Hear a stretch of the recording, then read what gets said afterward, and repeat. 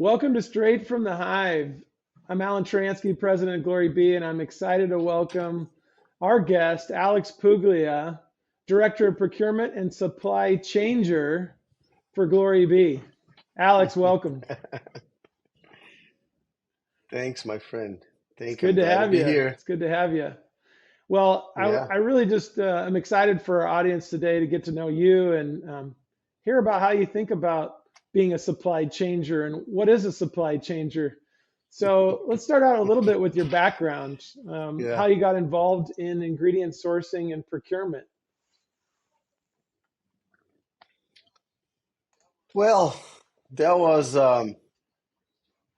my first job was actually already doing that.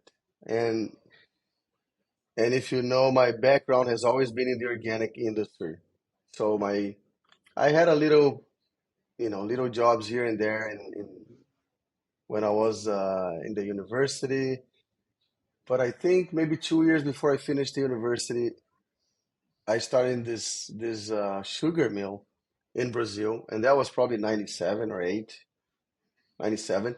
And they wanted to become organic certified. And for a sugar mill in Brazil to be organic certified at the time, there was nothing, I mean, there was no organic certification really. USDA started in 2003. Wow.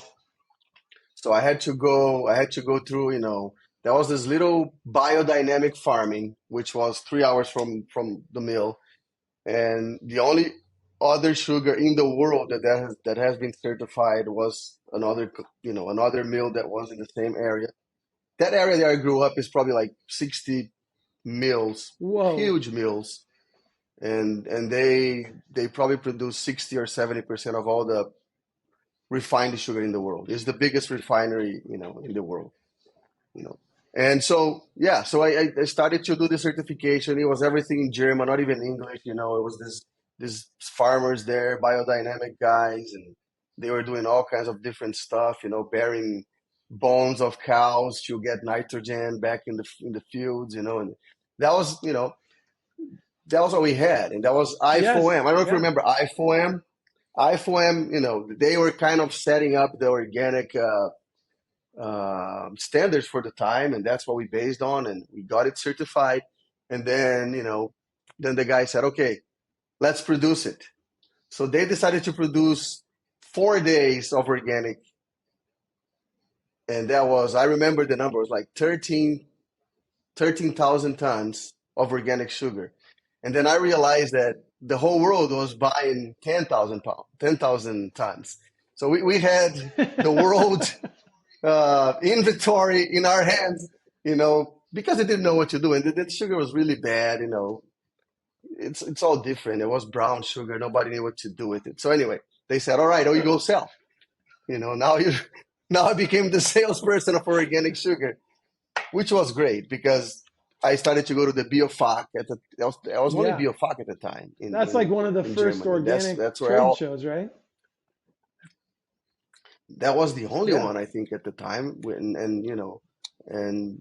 that was really, I think that's what set up my pace for my life, because there, it was, trotting, it was just a little small company importing nuts and do it, and then Suranda, they're all there, and they were all small guys trying to make it happen. This is, man, A it's long it's a time. long Yeah. So time you've been in ago, the industry for 20, 25 years. 25 years. So Yeah, what's this passion yeah, that you have that's yeah. kind of kept you inside this career in the global sourcing of food?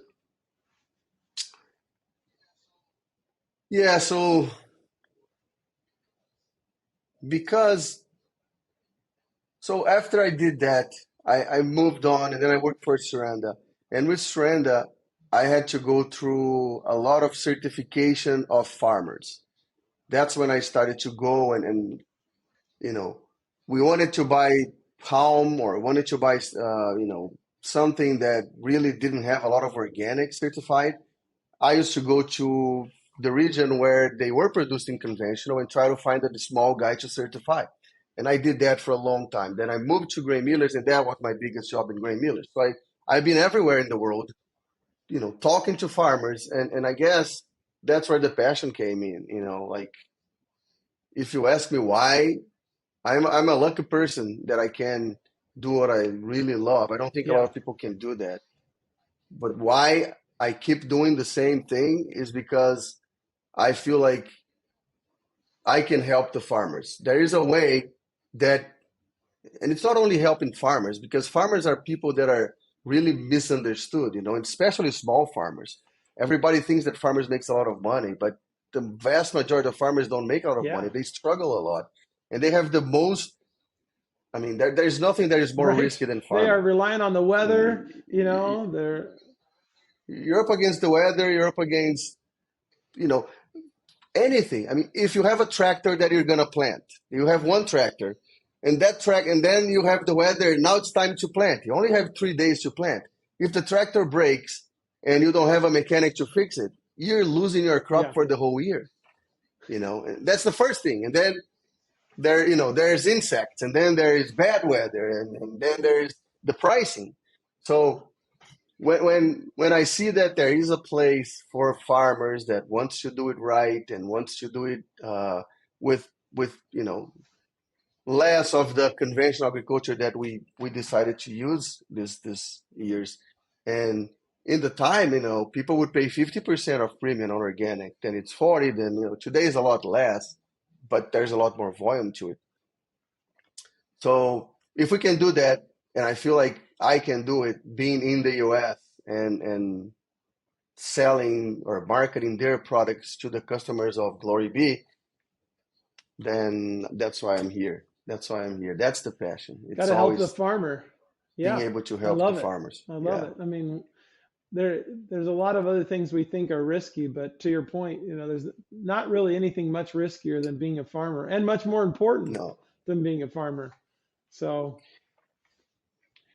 And if you remember that, I mean, there's a lot of things that can be more risky. You can go to the futures market and that's more risky. But the farmer, everything he has is yeah. in that Yeah. field. If he doesn't make it that time, he doesn't Right. eat that Right. year. you know. So It's it's all in. The all in, farmer is right? all in. And Anything we can do to it's all help in. the farmer and help the beekeeper is a good thing. And that's what I think brought you and I together, right? Because your mission is always being, helping the beekeepers, Absolutely. I mean, and they are farmers. they're They are. farmers. Yeah. They are farmers. Yeah. Well, okay, you're here at GloryBee. I got to ask you, what's your favorite type of honey that you've ever tried in your life? This is interesting because when I was at Grain Millers and I did a little bit of honey there, the one honey that always we wanted to buy was the orange Hmm. blossom honey. And this is the one that I always loved. And in Brazil, there's a little bit of that because in my region they have the sugar cane, and then 3 hours there's the orange plantations for orange juice, and that's the one that I always loved. Yes. And somehow it's the one that never Right. It's crystallizes, hard. right? It's It's slow to harder to crystallize. crystallize. Yeah. But it's Yeah, orange blossom is a I just great love that great taste. honey. I mean, Yeah, for those yeah, who haven't tried orange yeah, blossom honey, it's got this, these floral notes, citrus notes. It really does kind of bring you to an orange yeah, field. It does have those profiles in yeah. the taste. So, okay, You can always taste the orange there. I That's love I it. love it. I I do love too.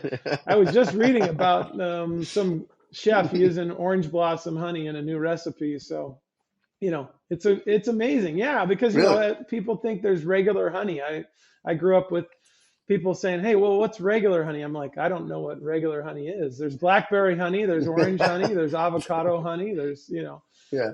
but well, you haven't been with in the hive, as we like to call it here at GloryBee, very long. But what do you hope to bring to GloryBee that's new in the time that you've been here? What do you see? What are the opportunities to bring to GloryBee and ultimately to our clients? To all our stakeholders.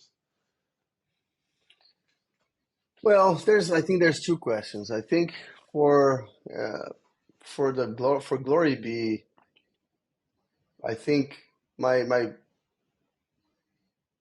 my perspective of being a trader my whole life just just showed me that if procurement is not connected to sales and vice versa, the customers suffer and the P&L suffers, the company suffers because you're just leaving too much in the table. And this is not something that is only at GloryBee that I see, but because we have professional salespeople and professional buyers, and they go to school to learn that type of stuff.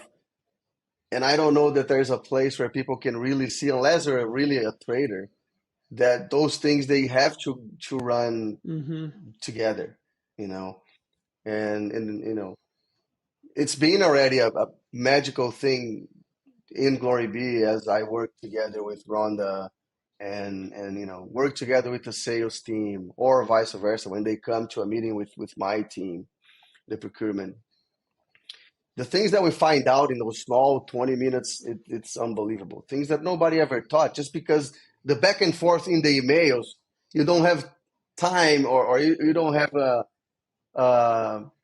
there is no place to ask and answer quickly, and then it get lost because you're trying to get a price or you're trying to, you know, understand what is this Right. customer really wants, and the back and forth and the work together. But more than that, the mindset that you can only get to a good price for the customer if you really Mm-hmm. understand the whole supply chain.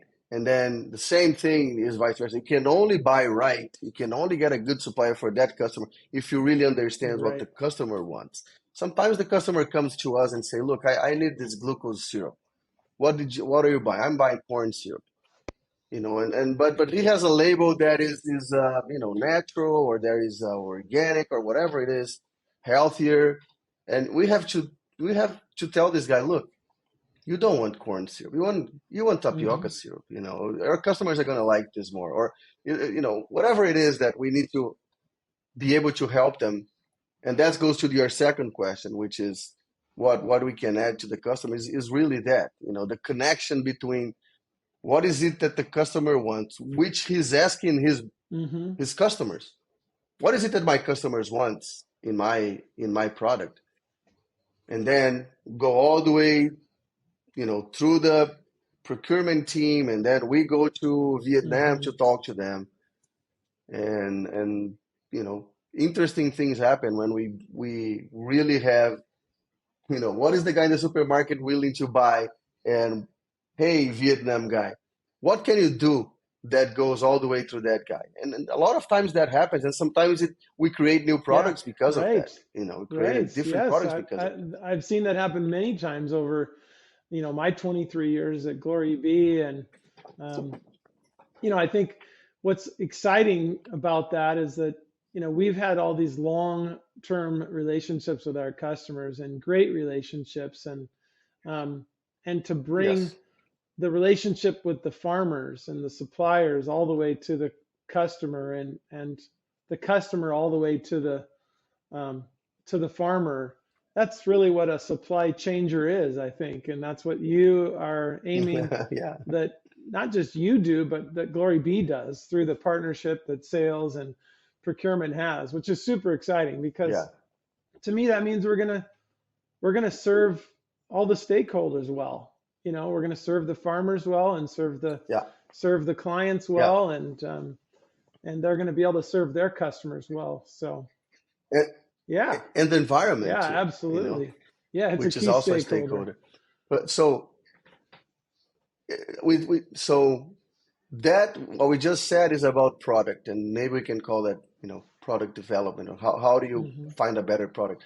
But the other thing that this conversation between sales and procurement brings is so we will be able to inform better our customers on Hmm. pricing too, and because people live in the city. People are not connected to the farming world. They don't understand why prices go up and high, up and down Right. all the time, and they can't really see because when it gets to the shelf, maybe there is a 100% change on honey, which happened last year, but to the shelves, it might be a 20% increase, right? People don't see that big of a change. And what's really interesting is that I like to say that the whole agricultural world is just one P&L because Right. it goes back and forth. If you don't plant wheat because there's too much pressure on sunflower, then wheat is gonna lose a little bit and Yeah. sunflower is gonna gain more. It's everything connected because the soil, you can plant most everything on everywhere, especially today.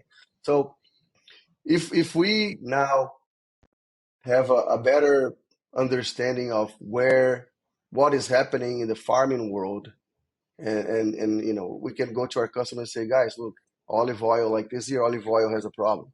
It's a big problem because it's not only in Hmm. one country. So we can tell them 6 months before, these prices are going to go up. Yeah. We need to do something. Or a customer comes to us saying, hey, what is your olive oil price?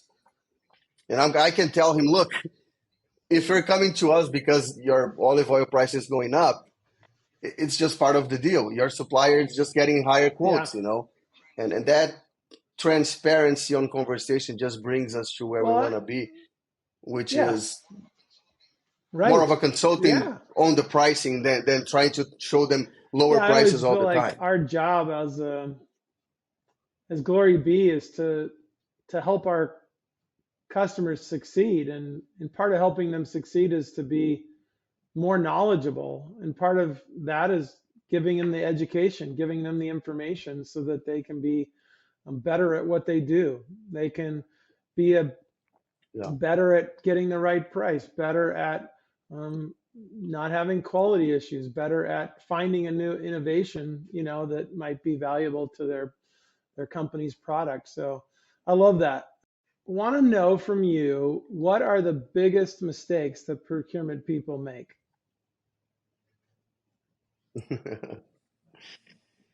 um, I think if I would choose the biggest one, because there are lots of them that we can get in trouble for, but it's all about perspective. And I think the biggest mistakes that I see most of the times is that people put too much value on what the price is from a supplier today. And really what price can tell you is just a picture in time of how this Hmm. person is positioned, you know. Um, so translating that, it means if you go to a supplier for tapioca syrup right now and ask him his price, all he can tell you is if he's well positioned in tapioca right now and he bought at a good price his starch, he can produce that syrup with that cost. It doesn't really matter how the market is for the future. He can give you that price. So, but cure for high prices is high prices, and cure for low prices is low price. So Right. things are going to change Right. all the time. The waves are going to come back and forth. And what you need is to understand if that guy, if that supplier has competitive advantages that that as things go back and forth, um, it's gonna play better than the Hmm. other guys that your competition is Right. buying from. So so that's that. I mean, people will always look for the best price, and I'm never looking for the best price. I'm always looking for, who owns the company? Is the owner, can I look in his eyes? Is he there every day? Is that a big deal for him? Or he owns 25 companies that, it's Yes. making a little Yeah. margin on that one. All of those things. And so that's one thing. And then the other thing is, where is this guy? Where is his plant? Is the plant close or not close to the raw material? Is the plant close or not close to Hmm. a port? You know, how does he have the trucks to? What is his Right. relationship with the farmers? Right. That another big one. What is his Yeah. relationship with the farmers? If the farmers are just selling to him but they hate him, the other guy's gonna get Right. the No, starch. it's So I think that's the biggest one. It's if you go and look for price, you're not doing a good job because when the market goes back, or you're not going to be there with that guy. Then you For have to find sure, another one. for sure. Well, I think, that makes me think about the fact that we've all probably, whether we've been on the selling end or the buying end, had an experience where something didn't go as planned and or didn't go as agreed upon. And, maybe some of us have experienced things where they went really bad. Um, and, those things teach you a lesson, right? They teach you a lesson about what a good partner is, um, and how they help navigate maybe a bad situation, versus somebody who um, walks away, when it's bad. And so, with that, Alex, what has been your method to finding good partners? You kind of touched on it. So, but is there anything else that's sort of Yeah, part of what you think is just key to finding good partners? yeah. I think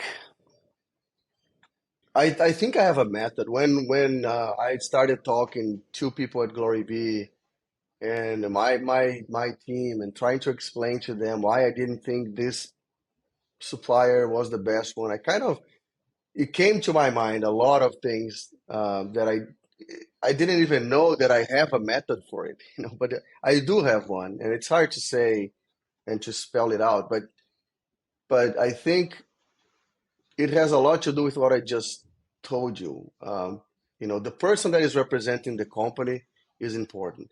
How that person got there is also important. If it's a third generation company, how involved that guy is and how passionate he is about it. Because it's all about what you just said. When trouble comes, is he going to be in our side, or he's going to be only in his side? And that is a little bit about the person, is a little bit about how the money is there, is a little bit how the family depends on that business or not. Because like I said, if they have an empire of a lot of things, and they're just going to lose a little bit here and lose our relationship, they're going to say, okay, let them go, we don't care, forget about it. But the one thing that I always said, and it happened in my life many times, is I really like when problems happen in the first or second deal with someone. I really like when that happens, because then you see who Right. they are right away. I had I had partners that did nothing because they were pretty good, but nothing happened until the second year, and I was already with a lot of volume with them. And then the problems happened, and then I figured out that they had other interests, Right. and I was not very important to them. And again, I really feel like we need to understand that this is just a game of Hmm. interests. It's you can't say that someone is a bad person because he wasn't backing you up, because he had more important business to do with other things or other people or other companies. So when you're looking for a good partner, back to your question, is also a lot of how much important can I be for Right. them, for him, Right. for his P&L, for his Hmm. profit, and you can't just judge people and say, Right. they're not good people. You need to understand, if you want to buy from ADM because they have a good price, you can be sure that you're nobody and they're not going to care too much. But if you want to buy from someone that is a small guy that is doing this and growing with you, then you're going to be important for them. And you can play with both, but No, I like the way you said that because, being important can mean a lot of different things and sort of it's ultimately a combination of, you know, factors that, ultimately you can only get to discover on your own, but important to their P&L, important to them from a relationship vantage point, to their long-term goals. All those sorts of things can kind of play into yes, what role you play, and also your own reputation. What's your reputation? How does that play into how they see the value that there you you go. bring, Yeah, or how they want to be aligned. So when yeah, we think about aligning ourselves with like-minded customers, like-minded yeah, suppliers, and as you said, those are yeah, people who are thinking about, the earth as a stakeholder, as the end consumer as a stakeholder, as communities as stakeholders, and all those sorts of things, farmers and beekeepers as stakeholders. So yeah, I think that also plays a big role to what you're saying is the Yeah. like-mindedness. You said exactly what I was gonna say. The other part of it is this how is this company aligned to us? And in the long term, maybe we're a very small part. Yeah, Maybe today we're a very small portion of his P&L, but he sees us as someone that is in the natural business in the US and they are not there. And so we become important to them, even though we're only selling right. 2 containers a month. So that alignment is very It's important too. But Alan, in the end, it's really you gotta know the background, you gotta know the history, and you have to look into their eyes and yeah, see what is in yeah. there. I don't think you can go any No, I other think way. I love that Yeah. because I think around here and around GloryBee, we're sort of built on those genuine relationships, and that's what you're talking about, is having a genuine relationship, be able to look somebody else in the eye, and it's Yeah. exciting to think about uh, just what new relationships we'll be building over the um, next year, 2 years, 3 years, and beyond. So, Alex, I want to thank you for joining me on Straight from the Hive and the podcast. It's been great to have you. That was a great Okay. conversation. Thank you. Till next time, we'll see you on Straight from the Hive with our next guest. And I hope you enjoyed today's podcast.